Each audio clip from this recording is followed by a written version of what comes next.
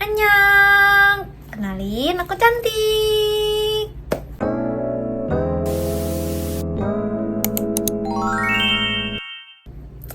Jadi, di video kali ini aku bakalan ngebahas tentang tantangan dan challenge hidup di Korea. Jadi, aku buat video ini bukan karena aku merasa menyesal karena tinggal di Korea atau ngebuat kamu kayak takut gitu, udah gak mau tinggal di Korea. Enggak ya, aku buat video ini cuma pengen biar kalian tuh ada gambaran, oh ternyata kalau tinggal di Korea tuh kayak gini ya. Jadi kalian tuh udah tahu resiko dan konsekuensinya gitu. Jadi kalian gak bakal kaget pas tinggal di Korea gitu. Jadi Korea itu tidak seindah seperti di drama-drama Korea ya guys ya. Sulit apalagi kita sebagai minoritas yang gimana ya, budayanya tuh berbeda daripada budaya kita gitu. Yang pertama nih, challenge dari bahasanya. Bahasanya masih yang gimana ya, masih sulit gitu. Aku juga ngerasain tinggal hampir 2 tahun, lebih tepatnya 1,5 sih. Itu tuh masih yang kayak bahasa Korea aku. Tapi emang jujur sih aku jarang belajar. Aku lebih yang kayak gimana ya? Emang yang work life balance banget kayaknya. Sebenarnya bukan gimana ya? Bukan karena aku jarang belajar, bukan. Tapi tuh lebih tepatnya kayak gini, guys. Aku kan sekarang udah kuliah nih, ya kan? Udah kuliah jurusan visual studies, film and video, dan itu tugasnya banyak banget. Dan kalau dibandingin sama yang lainnya tuh paling sedikit gitu.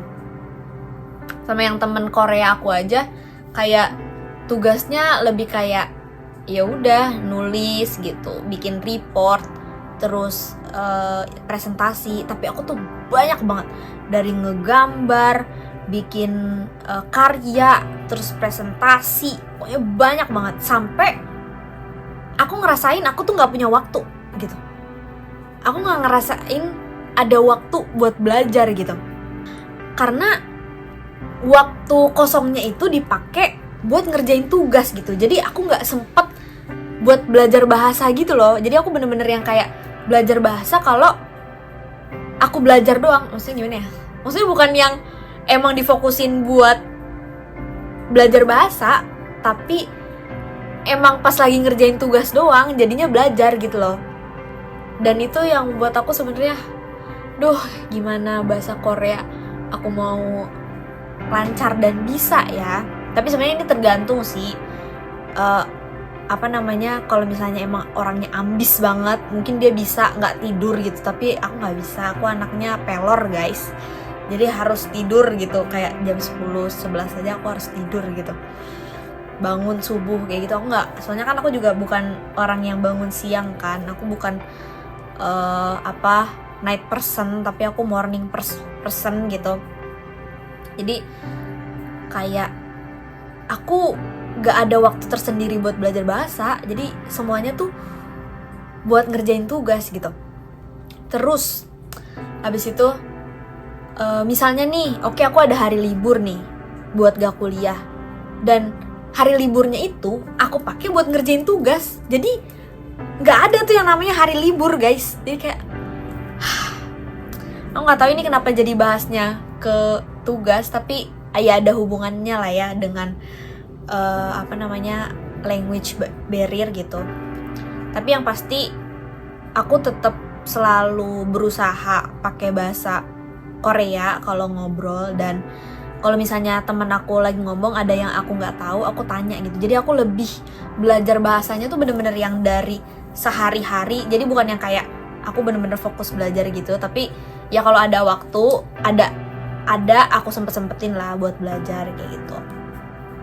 Dan kenapa akhir-akhir ini aku kayak fokus ke konten, karena gimana ya, waktu aku 1 tahun itu belajar bahasa Korea yang belum kuliah gitu, dan 1 semester itu aku kuliah, aku ngerasain kayak aku gak ada kemajuan sama sekali. Ntar dulu, ini kenapa aku jadi bahas kemana-mana ya, maaf ya, aku soalnya anaknya yeping, jadinya bahasnya tuh bisa kemana-mana gitu. Jadi mohon maaf aja kalau keluar. Jadi aku kayak ngerasain kok aku nggak ada peningkatan dan aku belajarnya gini-gini aja gitu. Terus aku pernah dengar dari dosen aku, karena aku kan ini jurusan kayak seni gitu kan, jadi bukan yang pendidikan banget, jadi nggak perlu yang nilainya harus bagus, tapi portofolionya itu harus bagus buat kerja kayak gitu. Jadi ya udah lebih mentingin pengalaman daripada nilainya gitu. Tapi ya nggak mungkin juga karena mentingin portofolio nilai kamu jadi jelek, jangan. Ya tetap, maksudnya nilai harus tetap bagus gitu ya, walaupun nggak perfect, karena ya sampai kapan kamu mau jadi perfect terus, malah susah gitu. Terus habis itu kayak aku juga orangnya nggak bisa multitasking gitu kan, jadi daripada aku nggak bisa dua-duanya, kayak nilai aku nggak bisa perfect, terus habis itu konten aku nggak jalan gitu, jadi kayak ya udahlah kalau kayak gitu aku mendingan fokus ke konten aja gitu, karena emang buat portofolio aku nantinya gitu kan, apalagi ya aku di bidang seni gitu kan, bikin konten, bikin video gitu, jadi ya aku mau ngembangin dari sisi tersebutnya aja kayak gitu. Yang penting walaupun aku bikin konten, nilai aku nggak jelek, nggak turun gitu aja, gitu sih intinya. Tapi yang sangat disedihkan itu aja sih, kayak bahasanya kurang, maksudnya belum lancar. Terus kadang-kadang masih ada yang naihebote, kayak masih yang aku nggak ngerti dia ngomong apa, atau enggak suka ada miscommunication gitu, kayak yang aku tangkep ini tapi ternyata maksudnya bukan itu gitu. Kadang pernah yang kayak gitu. Ya itu sih challenge-nya, yaitu bahasa gitu. Apalagi orang sini juga bahasa Inggrisnya kurang bagus gitu loh, jadi kayak ya sudah kayak gitu. Yang penting kalau misalnya emang kita nggak tahu terus mau ngomong apa, ya udah tinggal buka aja translate terus kita omongin gitu. Jangan yang kayak ini dong tunjukin gitu, enggak, kita baca terus omongin, atau enggak baca hafalin, oh gini baru ngomong pakai bahasa Korea, kayak gitu sih aku ya. Terus habis itu kadang-kadang juga mungkin baremnya juga, kayak pronunciation-nya kadang-kadang masih yang salah gitu loh. Jadi kayak bener kita tuh ngomong gak salah, tapi karena karena pronunciation kita, jadinya mereka tuh nggak paham mod aradero gitu. Jadi itu juga kadang-kadang buat aku yang menciut gitu. Gimana ya? Kadang tuh, aduh, ini aku pronunciation-nya salah, apa aku yang salah menggunakan kosakata atau gimana? Kok mereka nggak ngerti? Dan kadang-kadang dari situ kayak, misalnya nih, aku udah ngomong nih bener ya, tapi dia masih yang kayak hah, aku tuh langsung kayak dalam hati, anjir, ini aku salah apa ngomongnya ya, kok dia nggak ngerti sih gitu. Oh ternyata pronunciation aku. Tapi kadang-kadang tuh aku jadi aduh males banget deh gue ngomong, kadang-kadang suka kayak gitu. Tapi sebenarnya itu kebiasaan buruk sih, kebiasaan buruk. Jangan kayak gitu ya guys ya, kayak tetap maksudnya tetap sampein aja maksudnya tuh kayak gini. Oh nanti pasti kan si orang Korea juga bakalan ngasih tahu, oh maksud kamu gini, terus kamu jadi belajar lagi, oh ternyata harusnya aku ngomongnya kayak gini ya, kayak gitu, jadi belajar lagi gitu. Jadi kayak kadang-kadang tuh suka pengucapannya tuh jadi kayak aneh gitu, dan disitu kadang-kadang suka buat aku minder gitu, kayak tapi dari situ sih aku tetap gimana ya, tetap berusaha gitu, tetap latihan gitu, walaupun kadang-kadang suka rasanya minder, tapi tetap berusaha latihan, dan itu ya nggak masalah sih kayak gitu. Dan aku juga gimana ya, kan aku juga pernah bilang nggak sih ke kalian kalau aku tuh ngerasa tiba-tiba aku tuh jadi merasa kayak anak introvert gitu loh. Padahal kan aku anak yeping ya, tapi karena bahasa aku jadi kayak merasakan introvert gitu. Dan aku pernah yang kayak di posisi aku benar-benar sendiri di situ, nggak ada temen jurusan, temen angkatan nggak ada. Dan aku yang kayak, aduh aku pengen ngomong, gimana ya cara mulainya ya? Gimana ya? Ayo Tik, ayo kamu harus berani. Sampai akhirnya aku beraniin yang kayak, halo kamu sendiri ya? Mau nggak kita barengan? Langsung akhirnya aku bisa, terus kayak alhamdulillah bisa. Jadi aku dari situ mikir, mulai dulu Tik, mulai dulu kayak gitu. Jadi kalau misalnya ada orang lain kali, pokoknya mulai dulu, sapa dulu gitu, jangan malu-malu pokoknya. Dari situ aku belajar sih kayak, oh ya mulai dulu gitu. Kalau misalnya aku nggak mulai, kamu bakalan sendiri terus di situ gitu. Jadi kayak harus berani. Selanjutnya yang kedua itu adalah budaya. Itu challenge-nya juga budaya ya guys ya. Kayak misalnya nih, kalau misalnya lagi nongkrong, apalagi malam, itu yang pasti anak-anak tuh suka kayak minum-minum gitu kan. Aku kan nggak bisa minum ya. Jadi itu yang kadang-kadang agak-agak gitu. Terus habis itu aku jadinya milih yang kayak, maaf ya aku nggak ikut. Padahal sebenarnya bisa aja aku ikut mereka, tinggal makan aja, nggak usah minum, bisa aja. Cuma akunya jadi kayak males. Terus aku ngerasa yang kayak buang-buang waktu gitu. Aku tuh kadang-kadang suka bingung sama diri aku sendiri gitu loh. Gimana ya? Ayolah kamu keluar bergaul gitu, main gitu. Tapi di satu sisi aku yang ngerasain, aduh nanti gue buang-buang waktu, gue nggak ngerjain tugas, nggak bisa belajar gitu karena ngobrol sama mereka gitu kan.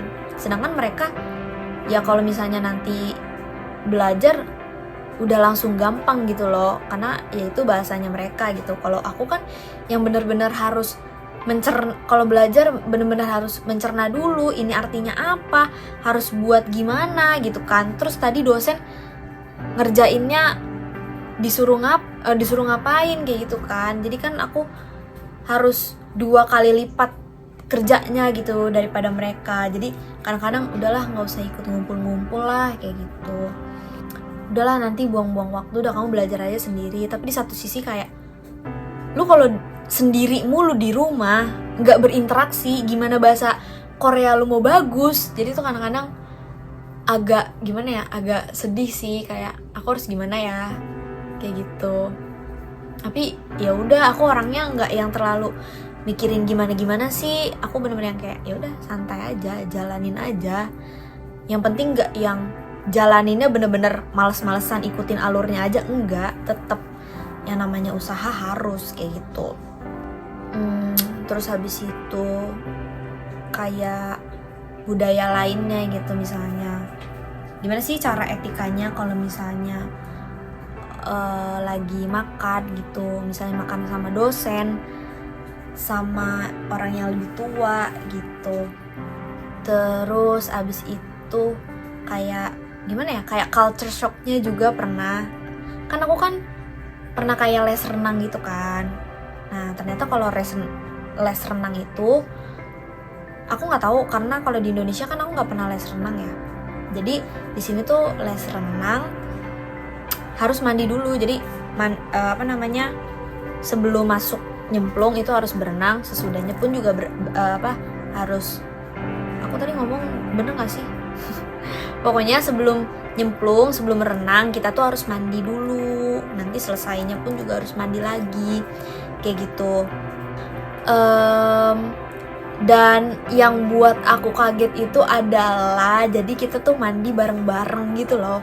Jadi kita sama-sama kayak apa sih namanya, ngelihat satu sama lain gitu loh. Jadi aku bisa ngelihat nenek-nenek pas gitu, dari nenek-nenek, anak kecil, anak muda. Terus habis itu aku juga malu sendiri, aduh dilihat sama nenek-nenek, dilihat sama anak kecil, dilihat sama ibu-ibu gitu. Tapi gimana ya gitu.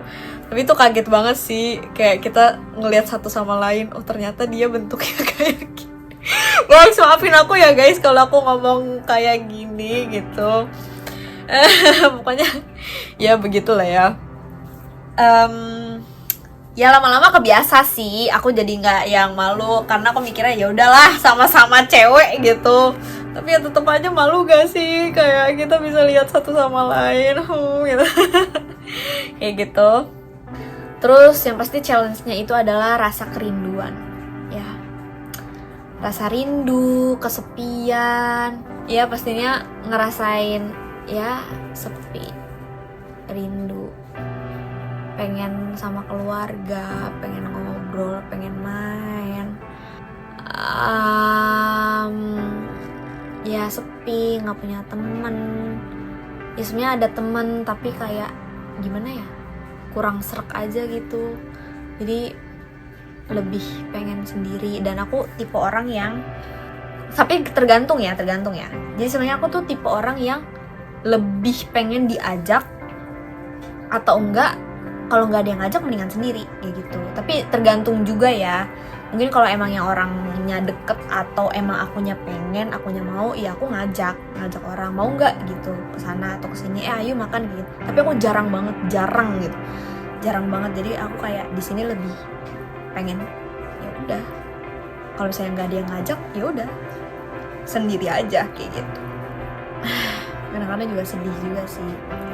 Dulu biasanya kayak aku dicariin, sekarang tuh nggak ada yang nyariin kayak gitu. Aku kangen masa-masa SMP yang lu kok nggak masuk kelas sih, kok lu kemana, kok jam segini belum datang, gue sendiri nih, ayo dong temenin. Nggak ada orang yang kayak gitu lagi. Jadi kayak jujur sebenarnya sedih sih nggak ada yang nyariin. Kayak gitu. Tapi ya udah, emang aku juga udah terbiasa mandiri juga, jadi kenyang. Ya udah jalanin aja, hal mana ya gitu. Habis itu challenge-nya lagi adalah tekanan akademik. Sebenarnya tadi udah ngejelasin juga ya di bahasa itu. Tekanan akademik itu bener-bener gitu. Apalagi tugas aku banyak, aku harus presentasi, aku harus buat report dengan bahasa Korea, dan itu bener-bener harus pinter-pinternya aku sih. Dan alhamdulillahnya itu ada AI. Kalau nggak ada AI kayaknya aku bukan agak lagi, kayaknya udah deh kayaknya bener-bener yang harus banting tulang deh. Aku juga maksudnya gimana ya, aku juga belum terbiasa sama budaya sini yang belajar dari malam sampai malam lagi, belajar dari pagi sampai pagi lagi. Aku belum terbiasa. Ya sebenarnya aku harusnya kayak gitu, tapi maaf banget aku nggak bisa dipaksa. Bukan nggak, ini ya kalau dipaksain ya bisa aja, tapi harus dari kemauan sendiri nggak sih kayak gitu. Tapi ya emang kita harus belajar ekstra 2 kali lipat, tapi ya tergantung dari orangnya masing-masing sih. Tapi aku harap kalian jangan kayak aku, tapi ya terserah sih. Ya gitu. Aku juga selama kelas gak semuanya aku paham, jadi kayak bener-bener masuk kuping kanan, keluar kuping kiri gitu. Jadi yang aku serap pun juga dikit gitu. Dan setiap aku kelas, aku selalu ngerekam, dan itu juga aku pakai AI. Dan kalau misalnya kalian misalnya nih langsung ngejudge aku kayak pakai AI gini-gini bla bla bla bla bla misalnya kayak gitu. Ya teman Korea aku juga banyak kali yang pakai AI. Aku juga pakai AI itu juga dikasih tahu teman aku gitu. Nih kamu pakai ini nih gitu. Dan orang Koreanya pun juga kadang ngerasain yang dia nggak paham apa yang diomongin sama dosen kayak gitu. Jadi kadang-kadang aku juga pas dia bilang kayak gitu, anjir lu nggak ngerti.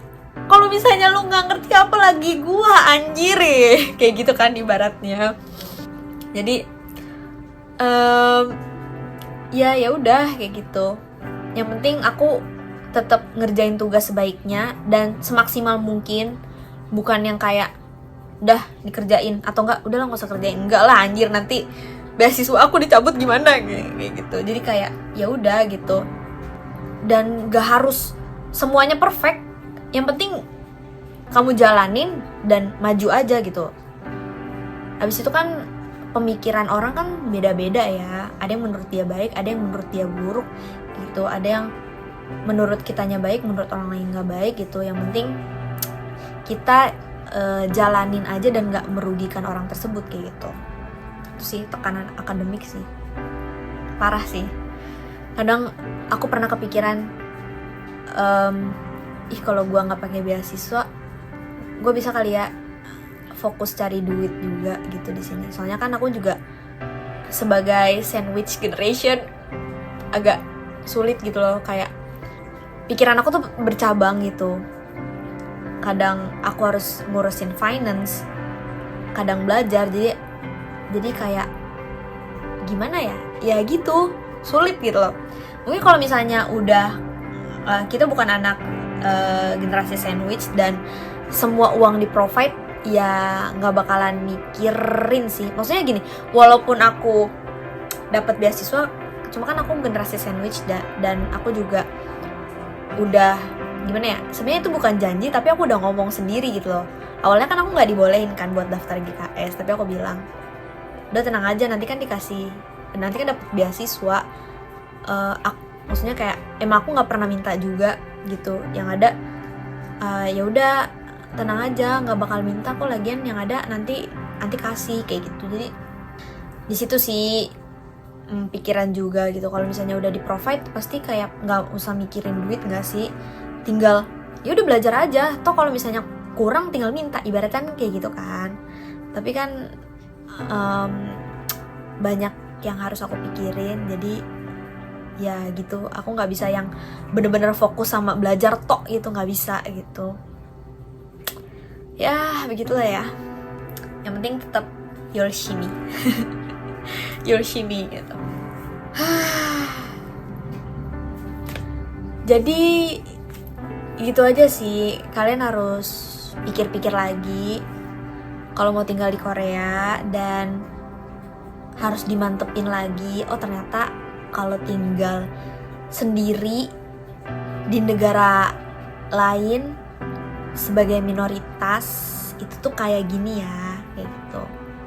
Enaknya tuh ya kalian bisa, maksudnya manfaatnya tuh kalian bisa lebih kuat, lebih mandiri kayak gitu. Dan aku pun kan emang dari dulu udah terbiasa mandiri, jadi gak yang gimana-gimana sih ya.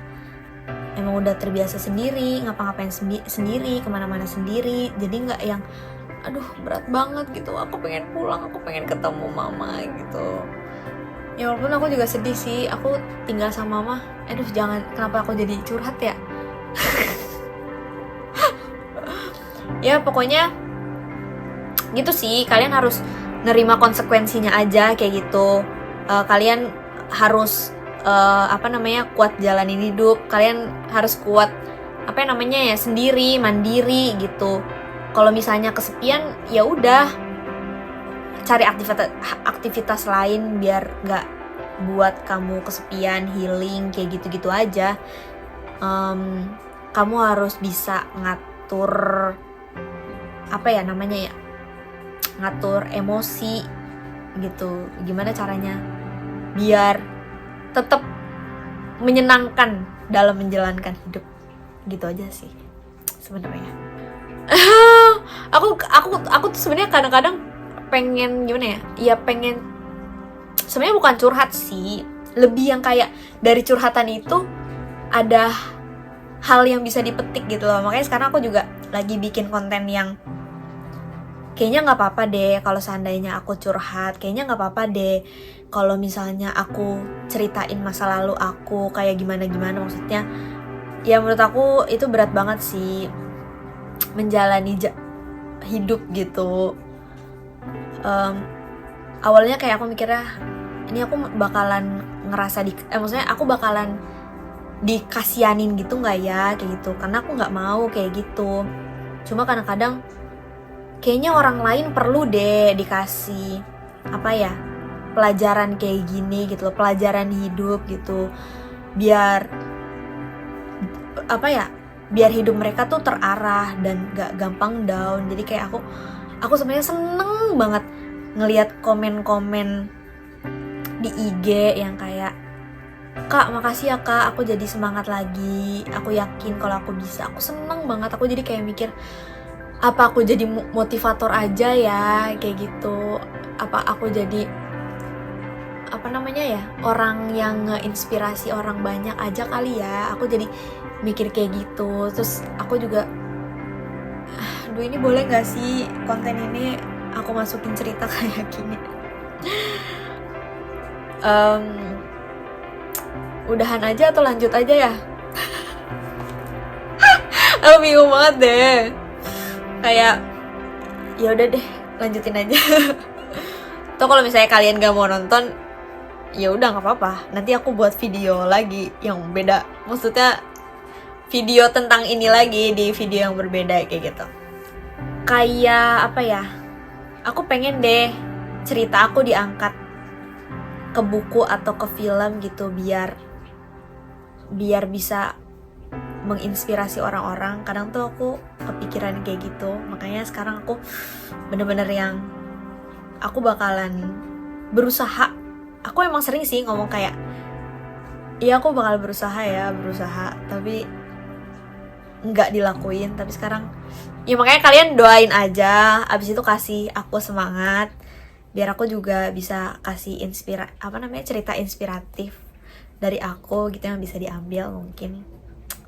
Oke deh, kalau gitu segitu aja deh. Oke, makasih ya teman-teman. Kalau kalian suka sama videonya, jangan lupa like, comment, and subscribe. Annyeong. Thank you.